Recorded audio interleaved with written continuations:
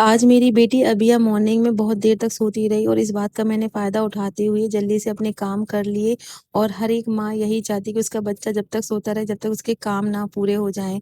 क्योंकि मेरी बेटी तो मुझसे चिपकी ही रहती है, जब भी मैं किचन में जाऊँ, मैं कहीं भी जाऊँ, ये मुझसे चिपकी रहती है। तो अभी इनको थोड़ा-सा स्लीपी फ़ील हो रहा था। उसके बाद मैंने इसके लिए आज खाने में बनाई थी Apple puree with Cerelac. Cerelacs भी मैंने घर में ही रेडी किया था क्योंकि मैं अभी इसको बाहर का कुछ भी नहीं खिला रही हूँ। सारी चीज़ें मैं घर पे ही रेडी कर लेती हूँ, कुछ प्री मिक्स और कुछ ऐसा ही जो साथ में इंस्टेंटली बनाया जा सके। और इसके बाद मैंने इसको पूरा प्यूरी ख़त्म करके इसको सुला दिया था क्योंकि मुझे भी अपना लंच करना था। तो लंच में मैंने बनाई थी अपने लिए गरमा-गरम पूरियाँ। और पूड़ी बनाने के बाद या ऑयल की कोई भी चीज़ बनाने के बाद जो तेल बच जाता है उसका तो मैं क्या ही करूँ। तो मैंने ये ऑनलाइन ऑर्डर किया था, ये बहुत अच्छा है, इसमें ऊपर छन्नी लगी हुई है।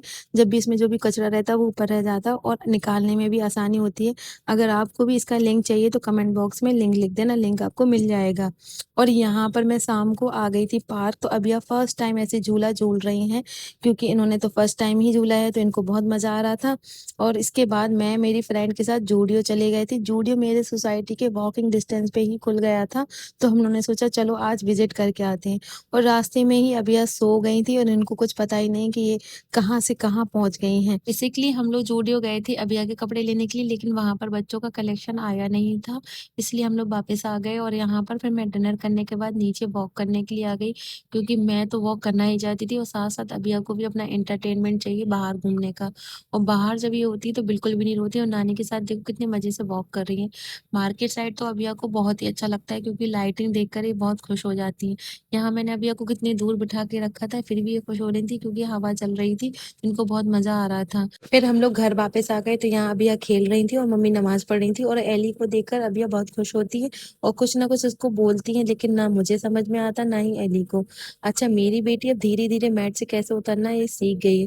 शुरुआत में तो ये थोड़ा 1-2 बार गिरी भी और रोई भी, लेकिन बच्चे धीरे-धीरे कब क्या सीख जाते हैं पता ही नहीं चलता है। और यहाँ मैं कोशिश कर रही थी कि मैं इसको सुला दूँ, लेकिन ये सोने के लिए रेडी नहीं थी। इनको था कि बस मम्मा गोद में लेके घूमती रहें। इनको सुलाने का बहुत बड़ा स्ट्रगल रहता है मेरा। इसके बाद मम्मी नमाज़ पढ़ के आ गई थी और अबिया तुरंत उनकी गोद में चली गई और देखो कैसे हँसकर दिखा रही हैं। तो thank you for watching this video.